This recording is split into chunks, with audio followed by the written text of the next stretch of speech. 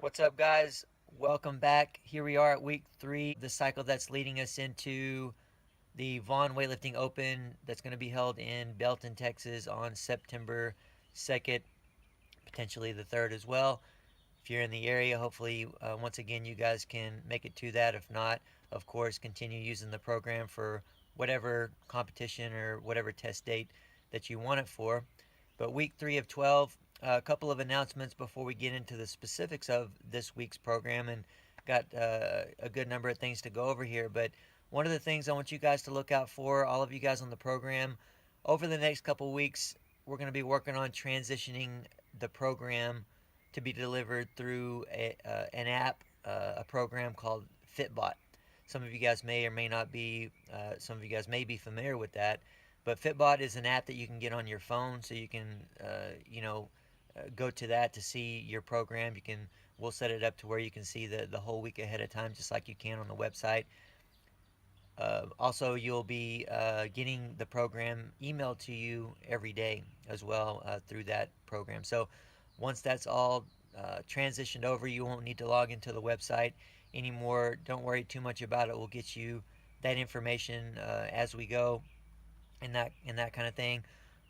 Also, one of the things that we are just opening up more of, we do offer video review. We have in the past, and we have some athletes that we work with on that. But we're able to open up more spots now. We're really excited about that. Any of you guys interested in that, shoot me an email, shoot me a message. But you can get me at Vaughn_Chad at hotmail.com. That's VAUGHN_CHAD at hotmail.com. Yes, I have an old Hotmail account. Don't judge me on that, please.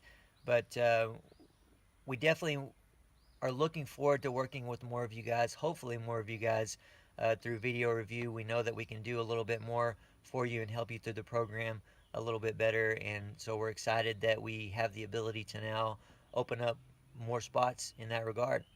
Onto the program now. Um, I know that a lot of you guys around here, or a lot of the guys around here that are on the program, the guys and girls, are really enjoying the squat program. I don't know if enjoying is the right word, but I know that you're putting a lot of work in, a lot of reps in, and I know these first couple weeks have been pretty difficult, but that's a good thing. That's a good thing. So the squats are going to continue as they are. You're going to continue back squatting and front squatting on the same day for a while, and we're going to continue pushing those up through about week 7, just to be aware of that, up through about week 7, and then finally we'll have a little bit of a back off from that. The numbers will continue to change. We'll continue to play with those numbers and those percentages, so you will have different stuff going on. But as far as some of the other exercises, the snatch and clean and jerk work, and the partial movements that we have in there, hang in there one more week through this week, and we'll have a slight back off in that regard on week 4, which will be um, next week. All right. Back to the squats just a little bit. Some recommended timing on that is try to do a set on the back squats every 4 to 5 minutes or so. Typically, that works out pretty well. One thing that does is it keeps you from not resting enough and the reps adding up and making it a little bit harder, and you getting a little bit less out of the program. We want you to be recovered a certain amount to be able to put more effort and to get a little more quality out of each squat rep that you can.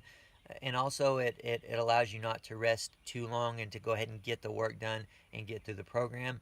Now once you get to the front squats, you can move a little bit quicker. I recommend one set every 2 to 3 minutes on that, and if you can get that time down to every 2 minutes and just get those done, because the weights are a little bit lighter, that's a good thing. So they're lighter squats.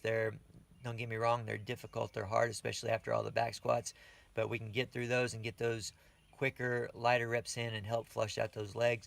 One thing that you guys can do that's not necessarily indicated in the program is add straps to one or two or all sets of those front squats, just to keep on top of your front rack mobility.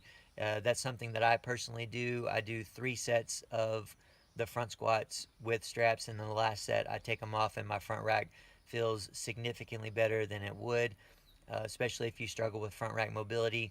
Hopefully you guys are aware of how much benefit there is in using those straps, at least for a couple sets. On these powers, we have the power snatches from the high hang. For now, we also have the power cleans from the blocks, setting below the knee ideally. The percentages are getting up there. Keep in mind those percentages should be taken off your power snatch or power clean and not your squat snatch and squat clean. But those percentages are still getting high, especially for sets of 5. So if you need to break up those sets a little bit for quality purposes, then that's not a bad thing. Just get them in as quickly as you can with the quality being maintained. One quality standard that I like to see is obviously it being a power snatch or power clean, but also those feet not jumping out any wider than inside of your foot to the outside of the shoulder. Any wider than that, then separate the set out a little bit more, get a little bit more rest, or even take the weight down a little bit if you need to. So right now we're just accumulating good reps. That's what we want. That's more important than the weight.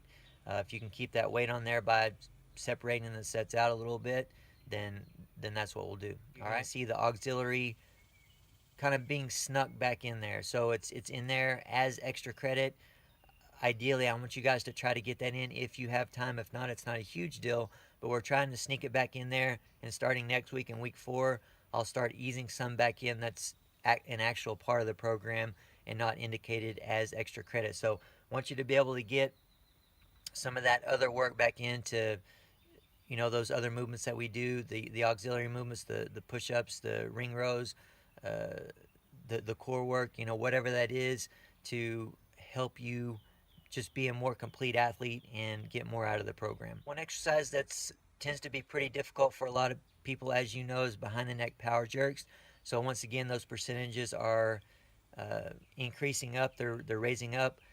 Make sure that you're using good working weight for yourself. I have percentages on there that are a good fit for most people, but if you need to back those percentages down, if your mobility isn't there, or if your strength from behind the neck isn't there at those indicated percentages, don't be afraid to knock that back down a little bit. Let's get some good reps in.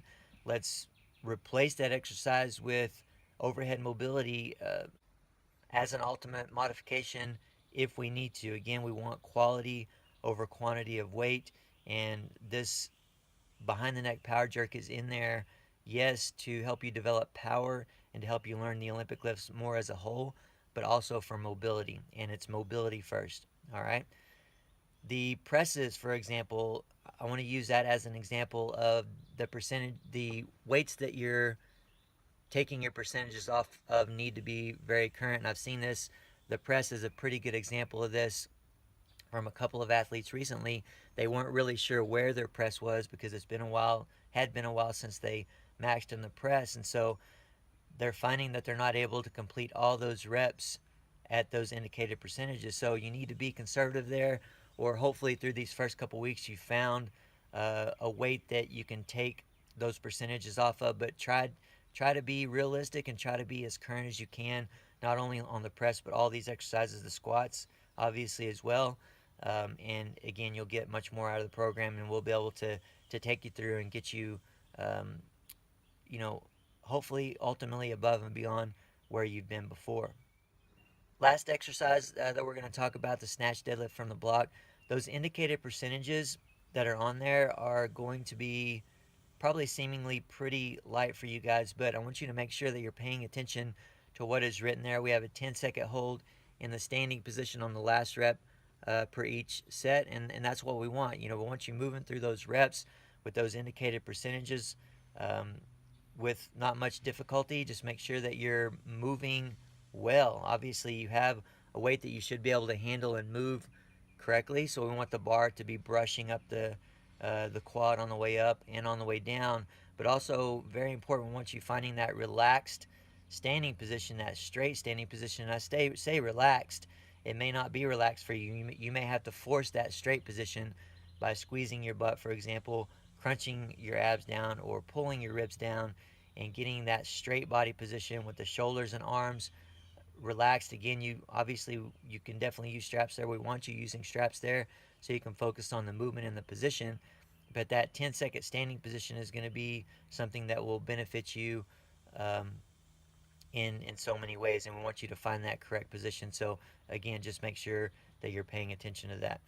All right, guys, I know that's a decent amount of information there, but want you to have that information that we're going to be moving forward with Fitbot, and then finishing out this week, so we can move into week 4 where you're going to have again a little bit of a back off overall in the Olympic lift specifically. So we'll see you next week.